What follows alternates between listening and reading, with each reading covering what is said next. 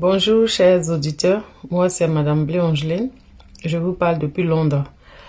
Aujourd'hui nous allons nous pencher sur un thème qui est le livre de la loi a été retrouvé dans la maison de Dieu. Amen. Et nous allons utiliser le roi, nous allons nous pencher sur la vie du roi Josias pour étayer cette petite histoire qui est intéressante. Le livre de la loi a été retrouvé dans la maison de l'Éternel. Amen.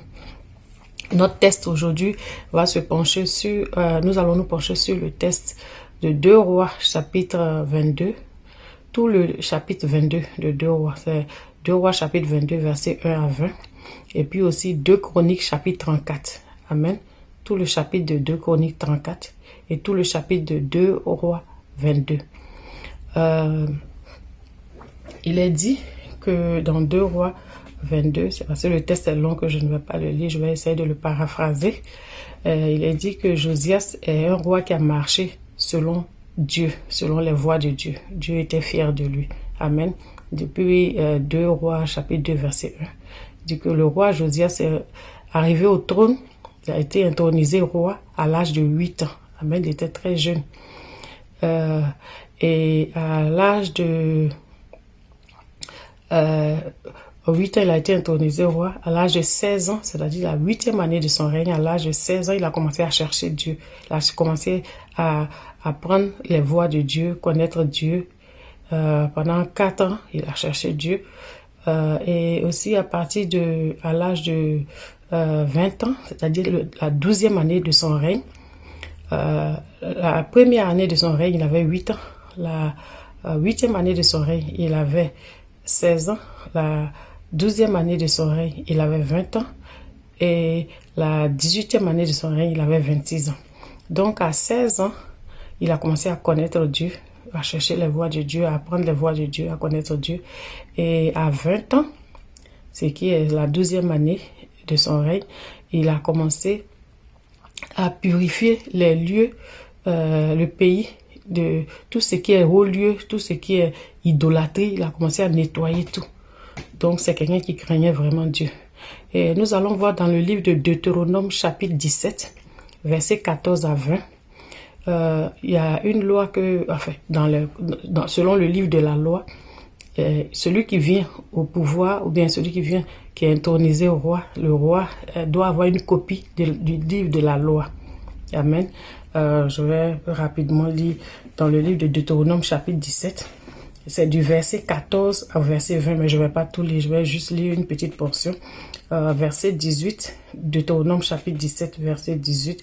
Quand il s'assiera, c'est-à-dire le roi, sur le trône de son royaume, il écrira pour lui dans un livre une copie de cette loi qu'il prendra auprès des sacrificateurs les Lévites.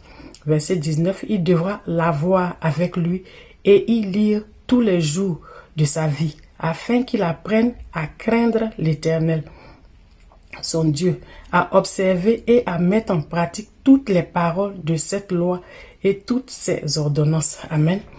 Donc Dieu dit, quand tu deviens roi, tu dois avoir une copie du livre de la loi, parce que c'était pas comme à notre temps, il n'y avait pas beaucoup de Bibles, le livre de la loi était unique. Et c'était le sacrificateur qui le gardait dans la maison de l'Éternel. Donc le roi devrait avoir une copie, mais Josias ne pouvait pas avoir de copie parce que le livre n'était pas. Le livre était perdu. Et maintenant, dans 2 Rois chapitre 22, au verset 3, il est dit que à la 18e année de son règne, le roi Josias avait 26 ans. À la 18e année, il a demandé au secrétaire Shaphan de partir voir le sacrificateur afin que le sacrificateur prenne l'argent que les gens sont venus déposer. Les gens venaient faire des dons dans la maison de Dieu. Donc, tout cet argent du trésor qu'ils prennent pour remettre ça aux ouvriers pour construire la maison de Dieu. Parce que le roi s'est rendu compte, enfin, pour réparer la maison de Dieu, de grâce. Parce que la maison de Dieu était délabrée. Donc, pour réparer la maison de Dieu. Et quand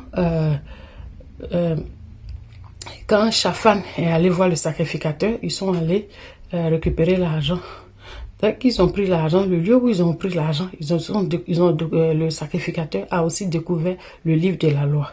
Il a lu le livre de la loi à Shaphan, il a remis le livre à Shaphan, il lui a dit de lire ce livre aussi au roi. Quand Shaphan est allé retrouver le roi, il a lu le livre, le roi a déchiré ses vêtements.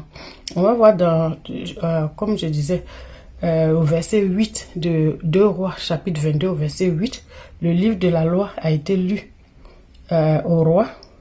Et au verset 11 de 2 Rois, chapitre 22, au verset 11, le roi a déchiré ses vêtements. Au verset 16 de 2 Rois, chapitre 22, le roi, déjà même quand il a déchiré ses vêtements, il a demandé à Shaphan d'aller voir la prophétesse Hulda pour qu'elle dise ce qui se passe, c'est-à-dire la pensée de Dieu par rapport à cette situation. Et il dit sincèrement, il pense que c'est un jugement parce que leurs pères n'ont pas écouté la voix de Dieu. Et eux aussi, ils n'ont pas écouté la voix de Dieu parce que le livre n'était pas là. Donc, comme on allait suivre les principes de Dieu, donc il a demandé à ce qu'on aille demander la pensée de l'Éternel vis-à-vis de cette situation. Et la prophétesse Hulda a confirmé, elle dit oui, effectivement, c'est un jugement qui est prononcé. Et mais l'Éternel dit aussi au roi Josias que comme toi, roi Josias, tu t'es humilié, j'ai vu, d'abord tu me crains, tu crains Dieu, donc je ne vais pas faire venir ce jugement-là de ton temps. C'est après ta mort que je vais faire passer ce jugement. Donc il a été épargné par Dieu parce qu'il craignait Dieu et parce qu'il s'est humilié. Quand on a lu la parole de Dieu, c'est-à-dire il a réagi, il a posé un acte. Des fois, nous, on lit la parole de Dieu, oui, on écoute, on va à l'église, bien, on écoute la parole de Dieu, mais ça ne nous touche pas, ça ne nous touche pas. Ça ne nous dit rien, bon, ça nous passe sur le corps. Mais lui, le roi, quand il a écouté, il a déchiré ses vêtements. Il était vraiment il était vraiment touché. Il dit, mais ça, c'est la colère de Dieu qu'on a appelée sur nous. Voici ce que Dieu va faire. Oh mon Dieu, qu'est-ce qui va se passer? Donc, il a dit vraiment, il a pris ça au sérieux. Il a posé un acte. C'est comme si quelqu'un qui se confessait ou quelqu'un qui avait mal pour ce qui était désolé pour ce qui s'est passé. Et Dieu a vraiment bien pris. Il dit qu'il ne va pas envoyer le jugement de son vivant. C'est après sa mort qu'il va juger la nation. Mais ce qui m'a vraiment intrigué, c'est le fait que le roi Josias n'avait pas la copie de la loi, mais il a marché selon la parole de Dieu. Et j'ai essayé de faire un peu de recherche. Je me rends compte que dans le livre de Sophonie, au chapitre 1, verset 1, il est dit que Sophonie prophétisait au temps du roi Josias. C'est-à-dire Sophonie a encadré quelque part le roi Josias. Il parlait de ce que Dieu allait faire. Voilà. Et au Sophonie chapitre 1, verset 12 aussi, il a parlé du jugement qui allait arriver. Sophonie chapitre 2, verset 1 à 3, toujours le Seigneur a demandé au peuple de revenir à lui pour ne pas être frappé. Et toutes ces choses-là, c'était toujours au temps du roi Josias. Ça veut dire que le roi Josias, il a appris auprès du prophète Sophonie, et le peu qu'il a appris, il a gardé. Même s'il n'avait pas la parole, mais la parole orale qu'il a appris, il a gardé, il a marché selon ce qu'il a reçu. Donc, je voulais vraiment nous exhorter à prendre la parole de Dieu au sérieux. Parce que quand on voit, par exemple, la maison de l'Éternel qui était délabrée, il n'y avait pas la parole de Dieu. Le livre de la loi n'était pas là. Et des fois, la Bible nous dit que les choses dans l'Ancien Testament, c'est un peu comme l'ombre des choses à venir. C'est-à-dire, c'est un peu aussi une illustration un peu de notre propre vie. Le livre de 1 Corinthiens, chapitre 6, verset 19, nous dit que notre corps est le temple du Saint-Esprit. C'est-à-dire, nous-mêmes, nous sommes la maison de Dieu aujourd'hui, dans le Nouveau Testament. Nous sommes la maison de Dieu. Donc, si dans la maison de Dieu, la parole de Dieu n'est pas, la maison est délabrée. Avec cette image, si on veut faire une application à notre propre vie, c'est vrai que c'est une histoire, mais de l'histoire, il faut aussi tirer notre leçon.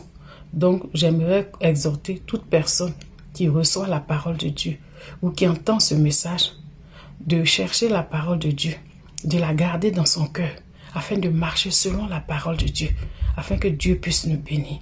Amen. Parce que le roi Josias, il était jeune, mais il a gardé le peu qu'il a appris, il a mis ça en pratique et ça a épargné sa vie du désastre. Dieu dit qu'il va juger la nation, mais après lui. Pour dire que si nous mettons la parole de Dieu en pratique dans notre vie, Dieu va révéler sa gloire dans notre vie. Nous allons marcher selon la parole de Dieu. Nous allons refléter la gloire de Dieu. Et ça va attirer d'autres personnes à venir à Dieu. Nous serons des ambassadeurs de Dieu. Nous serons des ambassadeurs de Dieu. Nous allons proclamer la gloire de Dieu. Nous allons refléter la gloire de Dieu. Ça va attirer d'autres personnes. Ils m'ont dit, ah, ma soeur, mon frère, toi, vraiment, tu es toujours cool. Vraiment, tu n'as pas de dépression. Vraiment, comment tu fais pour vivre une vie joyeuse? Comment tu fais puis ta vie est rayonnante? Il faut te demander des conseils. C'est pour ça qu'on nous demande de marcher selon la parole de Dieu. Non seulement tu es avec Dieu, tu marches avec Dieu. Ça veut dire que avec Dieu, tu es gagnant. Donc, il faut venir vers Dieu. Et il faut être aussi un exemple pour les autres. Si on peut refléter la gloire de Dieu, ça va attirer d'autres personnes à Dieu. Et c'est pour notre propre bien. Quand on est enfant de Dieu, quand on garde la parole de Dieu, tout nous réussit, tout marche pour nous. On est en de bonnes relations avec Dieu et notre vie est florissante, notre vie est épanouie. Ça nous fait du bien. On marche selon la parole de Dieu. J'invite tout le monde à garder la parole de Dieu vraiment jalousement dans son cœur et à marcher selon les principes de Dieu pour que notre vie puisse refléter la gloire de Dieu. Alléluia. La parole de Dieu retrouvée dans notre vie. C'est la meilleure que Dieu veut entendre, la meilleure nouvelle. Si nous gardons la parole de Dieu dans notre vie jalousement, c'est le plus beau cadeau que nous nous faisons à nous-mêmes. Et nous respectons aussi le Dieu qui nous a donné sa vie. Alléluia. Le livre de la loi a été retrouvé dans la maison de Dieu. Que la parole de Dieu soit retrouvée dans la vie de chaque chrétien qui entend ma voix aujourd'hui. C'est ma prière pour tout homme de Dieu, ou toute femme de Dieu, ou tout enfant de Dieu. Que la parole de Dieu soit retrouvée en nous, soit gardée jalousement dans notre vie. Parce que de là dépend notre joie, notre paix et notre vie aussi. Alléluia. Soyons bénis et cherchons Dieu, gardons sa parole, respectons Dieu. Soyons tous heureux. Que la parole de Dieu nous garde. Alléluia. Amen.